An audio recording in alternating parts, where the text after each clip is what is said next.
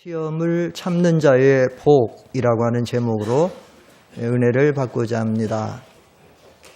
주님께서 제자들의 부탁을 받으시고 기도를 가르쳐 주셨습니다. 그것을 가리켜서 주기도문이다라고 우리가 말하고 있는데, 그 주기도문, 주님이 가르쳐 주신 기도는 최상의 기도입니다.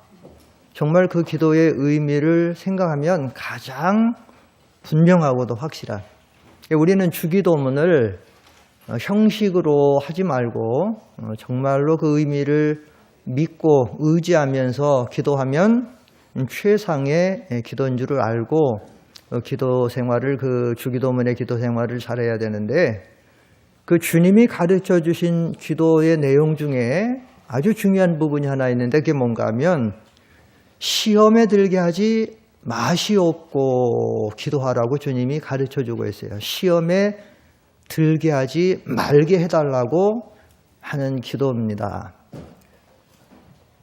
주님이 기도를 가르칠 때에 정말로 중요한 기도의 내용들이 얼마나 많이 있었을까요? 그런데 그 내용 중에 시험에 들게 하지 말라라고 하는 게 들은 거는, 그것이 그만큼 우리 성도들의 신앙생활 속에서 이 시험 문제라는 거, 그 시험의 문제는 아주 중요한, 우리 신앙생활의 성공과 실패를 이렇게 좌우하는 중요한 내용이기 때문에 시험에 들게 하지 말게 해달라고 기도하라고 말한 것입니다. 시험이 없게 해달라는 말이 아닙니다. 시험이 오지 않게 해달라는 말이 아닙니다. 성도의 신앙생활 속에서 시험은 꼭 필요한 것이고 와야 되는 것이고 우리에게 유익한 것인데, 문제는 뭐냐? 시험에 들면 안 되는 거예요. 시험에 들면 영적인 병이 드는 것이고, 시험에 들게 되면 마귀의 종로를 타게 되고, 시험에 들게 되면 하나님을 기쁘시게 할 수 없고 사탄을 기쁘게 할 수 있기 때문에, 그래서 우리는 시험에 들지 않게 해달라고 기도해야 되는데, 근데 성도들이 이 기도의 중요성을 모르기 때문에 매일매일의 삶 속에서 아침마다 정말로 이 기도를 진지하게 하고 시작을 해야 되는데, 이 기도를 진지하게 하지 않고 있어요. 마귀는 24시간 우리의 신앙을 깨뜨리고 넘어뜨리려고 우는 사자같이 역사하고 있는데, 그런데 우리가 이 기도의 중요성을 모르기 때문에 이 기도를 진실하게 믿음으로 하지 않고, 그래서 우리는 너무나도 신앙생활하면서 쉽게 시험에 빠지는 생활이에요. 심지어 내가 지금 시험에 빠져 있는데, 문제는 시험에 든 것도 모르고 신앙생활하기 때문에 문제가 어떻게 되냐? 은혜 생활이 안 되고 복 받는 생활이 안 되고 이것이 잘 안 되는 거예요. 여러분, 우리 성도들의 신앙생활은 시험 속에서 신앙생활한다고 해도 과언이 아니에요. 시험 속에서. 사탄은 보이지 않습니다. 영의 세계 보이지 않습니다. 그러나 계속해서 집요하게 강하게 사탄은 우리의 믿음을 끌어내리고 쓰러뜨리고 역사하는 가운데 있는데, 우리가 너무나도 분별하지 못하기 때문에, 그래서 너무도 신앙생활하면서 많은 성도들이 쉽게 시험에 빠지고 시험에 넘어지고 시험에 들어서, 그러니까 병에 들면 몸이 자꾸 깔아지고 약해지고 밥맛도 없고 무기력해지고 한 것처럼, 신앙생활에도 시험에 자꾸 들고 시험에 빠지니까 은혜 생활이 안 되고 복된 삶이 안 되고 자꾸 짜증나고 불평이 오고 섭섭하고 모든 게 힘을 낼 수가 없게 되는 거예요. 그래서 주님이 아시고 시험에 들게 하지 말게 해달라고 기도하고 시험에 들지 않도록 하라고 주님이 말씀을 하신 거예요. 우리가 신앙생활하면서 그래서 시험 문제를 잘 우리가 살펴야 됩니다. 오늘 여기 성경에 보면 시험의 여러 가지, 정말 이 시험에 대한, 여기 이 야고보서는 예전에도 말씀드렸지만 이 야고보서는 예수님의 친동생이 기록한 성경, 예수님의 친동생. 야고보가 성경에 많이 나와요. 우리나라에 뭐 김갑수씨, 홍길동씨 많은 것처럼 야고보가 많이 나오는데, 여기 이 야고보는 예수님의 친동생, 육신의 혈육의 동생이 이것을 기록한 것인데, 시험에 대해서 아주 참 잘 기록한 거예요. 특별히 초대교회는 시험이 아주 많았습니다. 환난이 아주 많았습니다. 그래서 이 주님의 동생이 이 시험에 대해서 이 성경을 기록하면서 하자마자 1장에서 가장 중요한 시험 문제를 다루고 있는 거예요. 근데 오늘 여기 성경에 보면 주님의 동생 야고보는 시험이 오는데 시험은 여러 가지로 온다고 말하고 있어요. 2절 다 같이 한번 읽어보십시다. 2절입니다. 시작. 내 형제들아 너희가 여러 가지 시험을 당하거든 온전히 기쁘게 여기라. 여기 성경에 보면 내 형제들아 너희가 여러 가지 시험은 여러 가지라고 말해요. 여러 가지라는 이 말은 한마디로 말하면 시험이 참으로 많다는 겁니다. 시험은 모든 면에 시험이 될 수 있다는 거예요. 여러 가지 시험이라는 얘기는 뭐 개인적인 시험, 가족적인 시험, 학교에서 당하는 시험, 직장에 당하는 시험, 사업장에 당하는 시험, 교회에서 당하는 시험, 건강에 대한 시험, 뭐 경제적인 시험, 문제 사고에 대한 시험, 부부 간의 시험, 형제 간의, 자녀 간의 별별, 결혼 때문에 시험, 이사 때문에 시험, 승진 때 모든 것이 시험이 될 수 있다는 거예요. 그리고 시험이 많다는 거예요. 그렇기 때문에 우리 성도들이 신앙생활하면서 이 시험에 들지 않기를, 이 시험이라는 것이 우리의 신앙생활의 성공과 실패를 주장하는 아주 중요하다라고 하는 것을 우리가 알고, 그래서 우리가 시험에 들지 않도록 항상 깨어 있어야 되고, 이거 시험이 아닌가 깨어 있어야 되고, 시험에 들지 않기를 애써야 되는 거예요. 애써야 되는 거예요. 그렇지 않으면 시험에 들어버리면 하나님의 사람이 하나님의 사람으로 살아가지 못하고 마귀종 노릇하고 하나님을 기쁘시게 하지 못하고 마귀를 기쁘게 하고, 우리가 하나님 은혜 생활이 안 되고 복되는 생활이 안 되고 신앙생활하면서도 그냥 형식적인 생활되고 의식적인 신앙생활이 하니까, 그러니까 우리가 이 시험 문제를 잘 살피고 항상 깨어있고 시험에 들지 않도록 해야 된다라고 하는 사실이에요. 그러면 우리가 이 시험이 올 때 어떻게 해야 될까요? 시험에 들지 않으려면 어떻게 해야 될까요? 시험을 이기려면 어떻게 해야 될까요? 시험에 들지 않으려면, 시험을 이기려면 먼저 첫째로 시험이 올 때 온전히 기뻐해야 됩니다. 여기 2절에 보면 내 형제들아 너희가 여러 가지 시험을 당하거든 온전히 기쁘게 여기라. 왜 주님의 동생 야고보가 시험을 말하면서 이렇게 말했는가 하면, 보통 일반적으로 시험이 오면 속에 마음의 평화가 깨져요.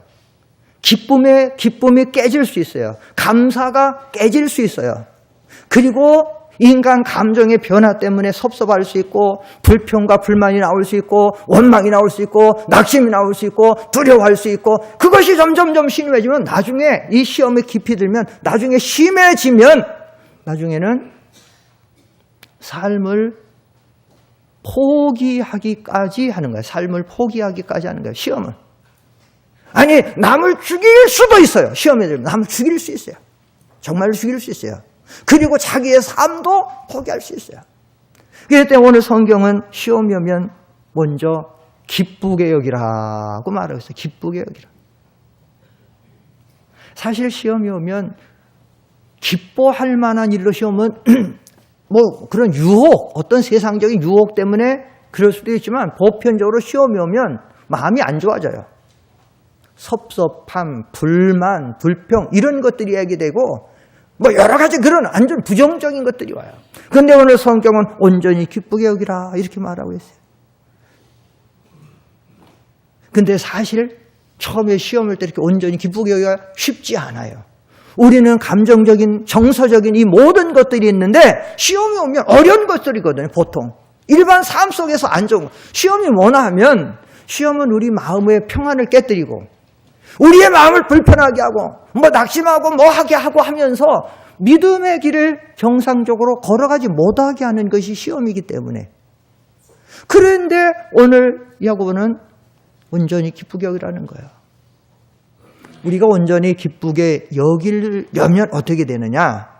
왜 시험이 올 때 온전히 기쁘게 여겨야 되느냐 하면, 그거는 하나님이 우리에게 시험을 허락하시는 목적을 알면 기뻐할 수 있어요. 하나님이 우리에게 시험을 주시는 목적이 있어요. 하나님은 모든 인생 삶에서 목적 없는 게 없어요. 천하의 범세와 때가 이를 모든 목적이 있는데 하나님이 우리를 그럼 시험을 허락하시는 목적이 뭐냐? 목적은 뭔가 하면 여기 성경의 본문에 보면 4절을 다 같이 읽어봅시다. 4절 야고보 1장 4절 시작. 인내를 온전히 이루라. 이는 너희로 온전하고 구비하여 조금도 부족함이 없게 하려 함이라. 이거예요. 너희로 온전하고 구비하여 조금도 부족함이 없게 하려고. 자격자로 만들려고. 하나님의 은혜와 복을 받을 만한 자격자로 만들기 위해서 하나님이 시험을 주시는 거니까 목적이. 하나님이 우리에게 시험 허락하시는 거는 우리를 괴롭게 하고 우리를 힘들게 하고 우리 마음을 상하게 하고 우리를 그렇게 멸망시키려고 하는 게 아니라 우리를 하나님의 은혜와 복을 많은 자격자로 온전하고 구비하여 부족함이 없는 자격자로 만드시고 그래서 신명기 8장 12절 이하에 있는 것처럼 하나님이 강야로 너희를 인도하신 것은 너희를 낮추고 시험하사 마침내 무엇을 주려 하심이라? 복을 주려 하심. 우리 잘하는 그런 게 아니라 복을 주려고. 이걸 알고 그래서 우리가 시험이 오면 일단 그렇게 해야 돼요. 일단 시험이 오면 마음으로는 정말로 온전히 기쁘게 여기지 못해요. 감사가 안 나올 수 있는데 의도적으로 그때 감사해야 됩니다. 의도적으로. 성경에 감사하라고 했으니까 성경에 기뻐하라고 했으니까 이 시험이 온다. 문제가 생겼다. 마음은 틀어져요. 마음이 안 기뻐져. 그러나 하나님 감사합니다. 왜냐하면 하나님이 이것을 나를 사랑하셔서 나에게 은혜와 복을 주시려고 허락하신 줄 믿습니다. 그리고 일단 감사로 시작하는 감사로. 의도적으로 감사해야 돼. 의도적으로. 잠깐 사도 베드로는 베드로전서 1장 6절 10절에서 보면 시험이 오면 잠깐 근심하게 되지 않을 수 없지만 순간적으로 그러나 다시 정신을 차리고 하나님이 이 시험을 주시는 것은 나로 온전하고 구비하여 부족함이 없게 만들어서 복 주려고 주신다 그랬지. 그래서 감사하고 믿음으로 기쁨으로 여기고 그것을 대처해 나갈 때에 우리는 신앙에서 시험을 이길 줄 믿습니다. 그래서 우리가 먼저 온전히 기쁘게 하는 거예요. 둘째로 시험이 올 때 시험에 들지 않고 시험을 믿음으로 통과하고 이겨서 은혜와 복을 받으려면 어떻게 되느냐? 둘째는 참는 거예요. 여기 이 시험이 나오면서 첫째는 온전히 기쁘게 여기라고 말씀하고 있고 둘째 오늘 이 야고보 선생님이 우리에게 요구하는 건 뭐냐? 4절을 보세요. 4절 뭐로 시작하고 있어요? 4절은 뭘로 시작하죠? 인내를 온전히 인내라는 거예요. 인내하라는 거예요. 인내를 온전히 이루라는 인내를 온전히 이루라는 말은 끝까지 참으라는 거예요. 참음을 끝까지 오래 참음으로. 우리 지난 주일날도 하나님의 부르신 부름이 합당하게 행하는 면 배웠죠. 겸손해야 되고 온유해야 되고 오래 참아야 되고 서로 용납해야 된다리. 그때도 오래 참음에 대해서 배웠죠. 이 오래 참는 거가 우리 신앙생활에 굉장히 중요한 부분이에요. 여기 시험을 이기려면 온전히 기쁘게 여기고 두 번째는 인내를 해야 돼요. 오래 잘 참아야 돼요. 12절 다 같이 봅니다. 12절 야고보 1장 12절 시작. 시험을 참는 자는 복이 있나니 이는 시련을 견뎌낸 자가 주께서 자기를 사랑하는 자들에게 약속하신 생명의 면류관을 어떻게 하기 때문에? 얻기 때문이다. 시험을 참고 견디고 믿음으로 이기면 반드시 하나님이 거기에 따르는 은혜와 복을 주신다라는 얘기예요. 정말로 우리 신앙생활 속에서는 이 인내가 상당히 중요한 부분을 차지해요. 참고 견디는 거, 참고 견디는 거. 참지 못해갖고 신앙생활을 실패하는 사람이 많아요. 자, 그런데 참을 때에 우리가 어떻게 참아야 되느냐? 여기 인내를 온전히 이루어야 되고 시험을 참는 자가 복이 따르는데 그러면 우리가 이 신앙생활하면서 우리는 어떤 자세로 신앙생활하면서 시험을 참아야 되느냐? 첫째는 분노할 만한 상황. 다투고 싸워서 분노하고 혈기를 발하고 성질을 부리고 그럴 만한 상황에서 분노를 발하지 않고 참는 것. 여기 이 참는다라고 하는 이 말이 우리 한국말은 참는다 그럼 참는 거예요.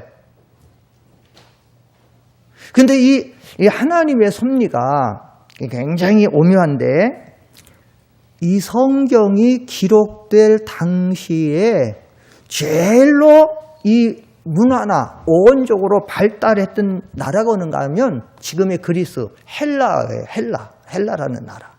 그래서 이 신약 성경이 헬라어로 기록이 됐는데 그 헬라어는 그 말의 묘사, 말의 표현이 아주 그 다방면에서 가장 거기에 적절하게 우리 흔히 말하면 사랑, 한국에는 사랑이면 다 사랑이잖아요.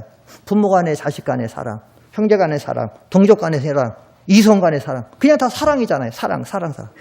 그런데 헬라는 그러지 않잖아요. 아가페 사랑, 필리아 사랑, 스톨게 사랑, 에로스 사랑, 이게 달라요. 나는 에로스 했다. 이성적으로 사랑한다는 거. 나는 필리아 했다. 나는 친구끼리 친구를 사랑한다는 거죠. 나는 스톨게 했다. 이거는 동족적인, 민족적인 사랑했다. 나는 아가페 사랑한다. 이건 하나님의 성경에 가고 희생적인, 무조건적인 그 사랑한다. 그러는 거예요. 근데 이 참는다라는 표현도 헬라어에서는 구체적으로 말하고 있어요. 여기 참다라고 할 때, 여기 인내로 온 적이 참는다 할 때, 마크로투미아. 만약에 그러면 그 마크로투미아라는 헬라는 어떻게 참는 걸 가리키냐면, 다투고 싸우고 막 성질 부리고 화를 내고 막 멱살 잡고 그럴 만한 상황이지만 그렇지 않고 참는 거예요. 힘이 없어서가 아니에요. 상대방은 힘이 있고 권세가 있고 돈에 있고 모든 게 있는데 난 힘이 없어서가 아니라 나도 이 사람하고 얼마든지 싸울 수 있어요. 할 수 있어요. 그런데 그렇게 하면 하나님이 안 기뻐하고 내 신앙에 손해가 되니까 그렇게 하지 않고 참는 거예요. 여러분 오늘 여기 성경에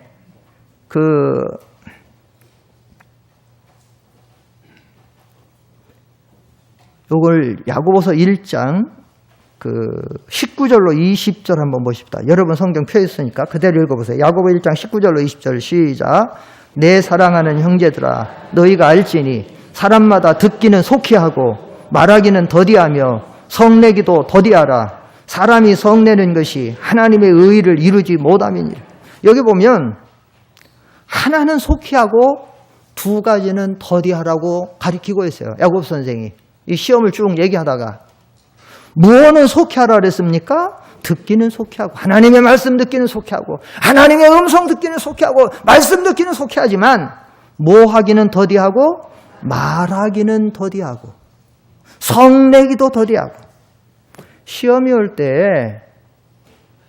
말이 빠른 사람들이 있는데 시험이 올 때 말이 빠른 사람들이 있는데 말이 그건 마귀의 종로로 돼요.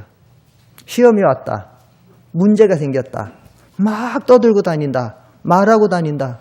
보통 마귀한테 이용당해요. 시험이 올 때는 입술을 지켜야 돼요. 정말로 꼭 거기에 필요하지 않은 말이면 안 해야 됩니다. 이것은 잠언 전체 사상에서 가장 많이 나타나는 지혜자의 삶 중에서 가장 많이 나타나는 것 중에 하나가요.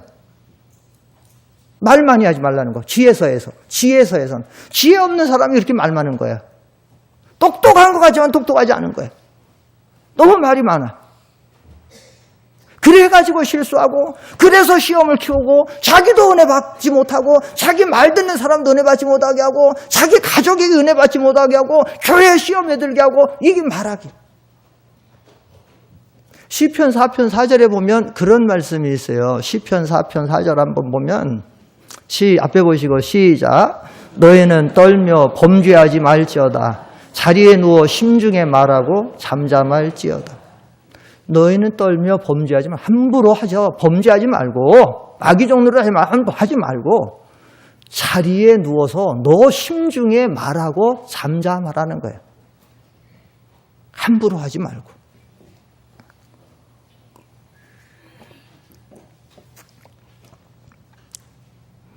우리 신앙생활 속에서는 지혜자의 돈은 그거예요. 함부로 말하지 않는 거예요. 잘 알지도 못하면서 하나님의 뜻을 잘 분별도 못하면서 지금 이런 상황이 어떤지도 모르면서 막 떠들어대는 사람이 있어. 막 말을 돌리는 사람이 있어요. 뭐 하는 사람이 있어요. 그거 지혜자가 아니라는 거예요. 떨며 범죄하지만 그런 다 범죄하는 거예요. 죄지. 자리에 누워 네 심중에 말하고 잠잠하고, 예? 특별히 교회의 중요한 일이나 하나님의 어떤 특별한 역사나 이런 뭐가 있을 때는 더더욱 우리는 모든 일에 조심해야 됩니다. 왜냐하면 우리가 언제나 그걸 알아야 돼요. 영의 세계를 알아야 되는데 영의 세계는 우리 눈에 보이지 않아도 영적인 존재들, 영적인 역사가 온 지금 막 얼마나 이 마지막 때를 지금 막 영의 세계가 지금 하는데 우리 눈에 보이지 않아도 사탄이 간교한 사탄 아닙니까? 얼마나 역사하는데 우리가 깨어있지 못하고 함부로 자칫 잘못하면 큰 실수하고 마귀의 종로 돼요. 구약 역사에 보면 이스라엘 백성들이 애굽에서 나와서 정말로 오랜 40년간을 광야 생활했죠.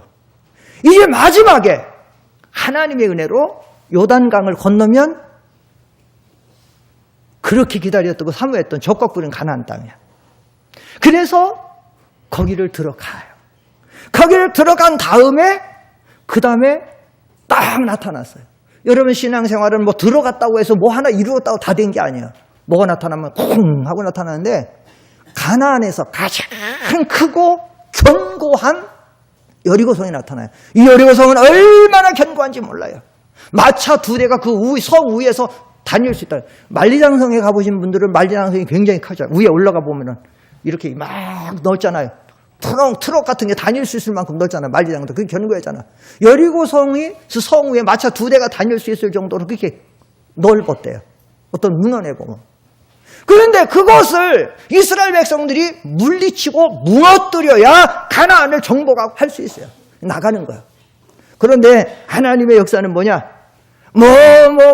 그 갈려서 뭘로 가져가서 깨뜨리고 화살 날리고 하는 게 아니라 하나님의 종들이 앞서서 돌고 그 다음에 쭉 하나님의 제사장들이 언약궤 메고 이렇게 돌면 그 다음에 나팔 분 사람 돌면 백성들은 그냥 다 따라오는 거야.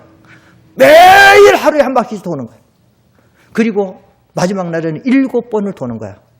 그런데 하나님이 그 상황에서 부탁하는 게 있어요. 이스라엘 백성들에게. 뭘 부탁하냐면 여호수아 6장 10절을 한번 보세요. 거기 보면 뭘 하나님이 부탁하냐면 그 백성들에게 한번 읽어봅시다. 여호수아 6장 10절. 안 나오네. 아까 준영 형제가 늦다고 했는데 내가 확인했는데 여기 이렇게 했는데 시작. 여호수아가 백성에게 명령하여 이르되 너희는 외치지 말며 너희 음성을 들리게 하지 말며 너희 입에서 아무 말도 내지 말라. 그리하다가 내가 너에게 명령하여 외치라 하는 날에 외칠지니라. 자, 이게 굉장히 중요한 의미가 있는 거예요.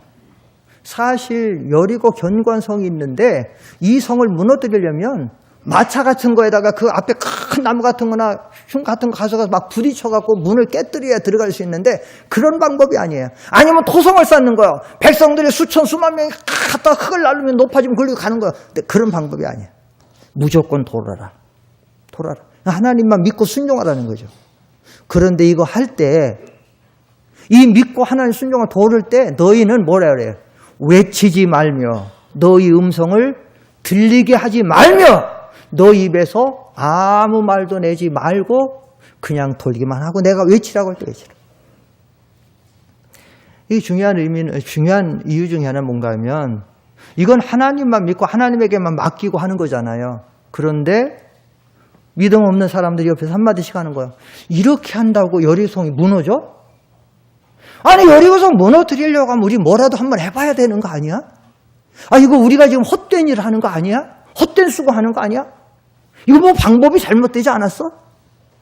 만약에 그렇게 누가 바람을 잡아서 말을 한다라고 하면 그것을 옆에 사람이 그래. 여러분 이 군중심리라는 거 무서운 거예요. 군중심리라는 거. 잘 분별 못하기 때문에. 그래서 하나님 말하는 거야. 아무 말도 하지 말고 아무 말도 하지 마. 돌아라.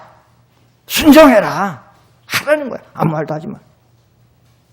오늘 여기 성경에는 그래서 사람이 분노하고 싸우고 할 수 있을 만한 상황에서도 하지 않고 참는 것을 오늘 여기 성경에서는 그렇게 하라는 것입니다. 좋은 거예요. 여러분들 우리가 신앙생활하다가 여러분 가정에서나 사회생활 속에서나 교회생활 속에서 어떤 문제가 발생하고 나하고 맞지 않고 좀 이렇게 해서 그런 것이 있을 때 함부로 분노하지 마십시오. 함부로 다투고 싸우지 하지 마십시오. 왜냐? 그렇게 하게 되면 아까 우리 성경 읽었죠.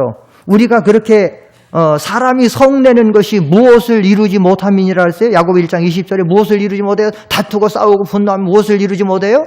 하나님의 의가 이루어지지 않아요. 그러기 때문에 싸우지 않는 것이고 소리를 높이지 않는 것이고 저는 우리 상대교회 성도들에게 하나 부탁하고 싶어요. 그건 뭔가 하면 우리 교회 지금 그렇게 지금 잘해 나가고 있지만 제가 볼 때 잘해 나가고 있어요.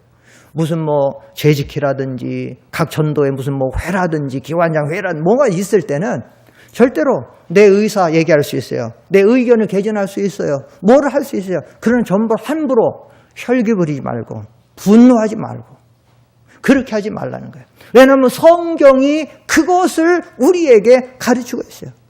요즘에 한국 교회 한국교회 총회적으로 싸우고 교회적으로 싸우고 이번에 우리 교역자 수양회 하는데 정주채 목사님이라고 그 고신축의 유명한 목사님인데 방송에도 많이 나오고 책도 많이 쓰고 근데 그분이 와서 특강을 1시간 했는데 그분이 처음에 교회를 다니며 나갔는데 얼마나 교회가 지지고 볶고 싸우는지 막 목사한테 이 새끼 저 새끼 하고 집사 장로들끼리 막 멱살 잡고 이 새끼 저 새끼 보통 모임 막 난무하고 전 마귀의 종로를 하는 거죠. 마귀 종로를 베드로전서 2장 23절에 보면 주님은 어떻게 하셨어요? 주님은 그럴 때 어떻게 하셨어요? 앞에 보시고 시작. 욕을 당하시되 맞대어 욕하지 아니하시고 고난을 받으시되 위협하지 아니하시고 오직 공의로 심판하신 이에게 부다. 주님이 이렇게 하셨어요. 이렇게 또 하라는 거예요. 이렇게 하라는 거예요. 특별히 교회 일하는데 교회에서 왜 음성을 높이고 싸워요? 교회에서 왜 삿대질하고 싸워요? 그러면 안 되는 거예요. 의가 이루어지지 않는 거예요. 하나님이 기쁘시지 않는 거예요. 제가 예전에 최의순 장로님이 쓴 그 죽게 하듯하라는 책을 한번 읽어본 적이 있는데 얼마나 그 책이 은혜스럽든지. 근데 그 장로님 목적은 뭔가 하면 자기가 살아있는 동안 교회를 몇 개를 개척해 세우는 거야. 100개인지 몇 개인지. 근데 그때 그 당시 그 책 나올 때 당시가 한 절반 정도는 했는데 지금은 거의 제가 누구한테 들으니까 거의 다 약속대로 거의 하나님 앞에 교회를 지어서 건축해서 하나님 앞에 바쳤다고 그래요. 지금 거의. 100개인지 200개인지 하여튼 몇백 개 뭔지로 그렇게 하는 거예요. 근데 그분 그 책을 보다가 하나 정말 존경스러운 게 있었어요. 뭔가 하면 그분은 그 이후에는 모르겠지만 그 책 쓸 때까지 그때도 나이가 60대 이상인데 평생에 지금까지 아무하고도 한 번도 말다툼이나 싸워본 적이 없대요. 한 번도. 심지어는 부부싸움도 한 번 안 했답니다. 부부싸움도 한 번.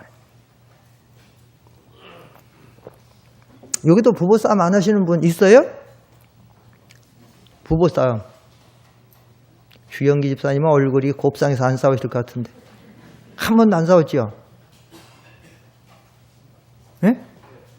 야, 한 번도 안 싸웠어. 근데 딴 사람하고도 한 번도 언성 안 높여봤어요? 이야, 우리에게도 성자니 한 분이 계시다. 그래서 제가 그걸 보면서 부부싸움 한 번 안 했고, 언성 한 번 안 올려봤고, 했다는 거에서, 야, 이래.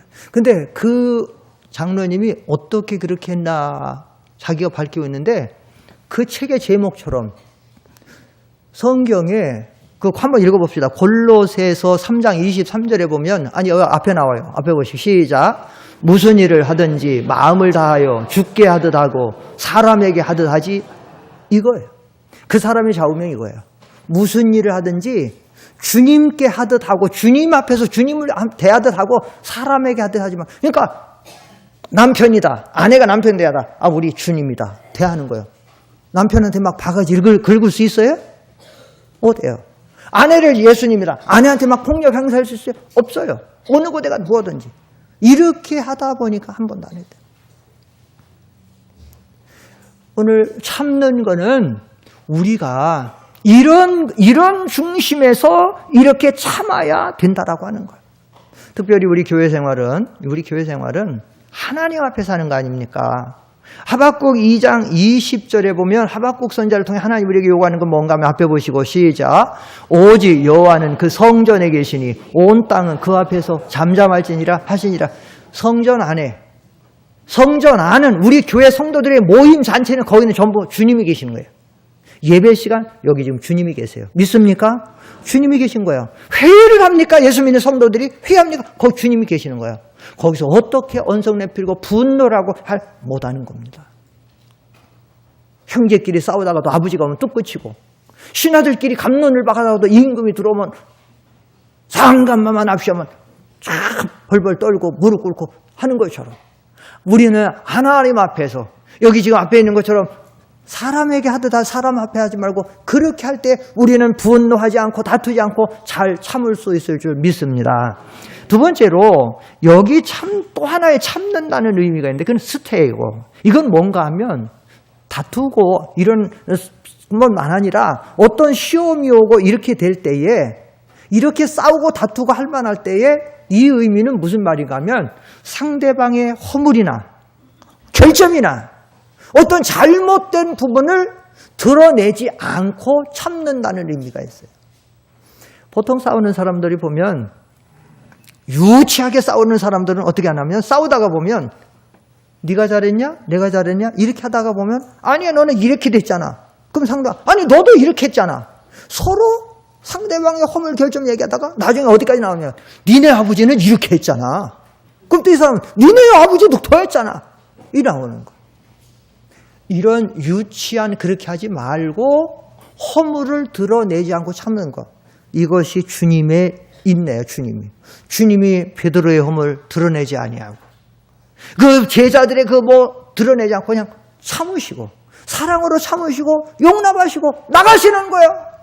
이것이 진정한 참는 것. 이렇게 참아 나갈 때 우리는 모든 시험 생활에서 승리할 줄 믿습니다. 세 번째 하나 더 있어요. 참는데 어떻게 참느냐?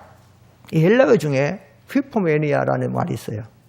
휘포메네이라고 하는 이 말은 무슨 뜻인가 하면 참되 분노하고 싸우지 않고 참고 허물을 드러내지 않고 참을 뿐만 아니라 이 말의 의미는 정말로 참을 수 없는 그런 상황에서도 끝까지 참는 거예요. 이걸 가리켜서 다른 성경에서는 이 휘포메네이는 다른 성경에서는 끝까지 견디는 거. 포기하지 않고 도망가지 아니하고 이탈하지 아니하고 끝까지 참는 거예요. 그 고린도전서 13장 7절에 보면 거기 참는 거에 대해서 나오다가 앞에 보시면 여기 중요한 말이 나오는데 시작. 모든 것을 참으며 모든 것을 믿으며 모든 것을 바라며 모든 것을 견디는. 참는 게 두 번 나오죠. 처음에는 그냥 모든 것을 참으며 근데 마지막에는 모든 것을 뭐 하느니라? 견디. 이거예요. 견디는 거예요. 너무 힘들다. 포기하는 거예요. 운동선수들 올림픽 달려고 했는데 너무 힘들어. 중간에 포기하는 사람이 얼마나 많을까요? 우리 올림픽 얼마 전에 끝났지만 이거 하려고 하다가 너무 힘들어 포기한 사람 얼마나 많을까요? 그래서 지난번에 제가 말씀드렸지만 금메달 하나 따는 건 굉장한 거야. 숱한 정말 포기하고 싶은 그런 게 많은데도 끝까지 도망가고 싶은 거예요. 피하고 싶은 거예요. 그래도 끝까지 자식 때문에 참고 부모 때문에 참고 어떤 사람이 포기하는 거야. 그게 도망가는 거야. 피하는 거야. 그게 뭐냐. 그래서 남편을 버리고 자식을 버리고 이혼하고 가출하는 거야. 그게 참지 못하는 거야. 그러나 그래도 가족 때문에 자식 때문에 부모 때문에 이게 견디는 거야. 이것이 우리 성도들의 신앙생활 속에서 중요하다는 거예요.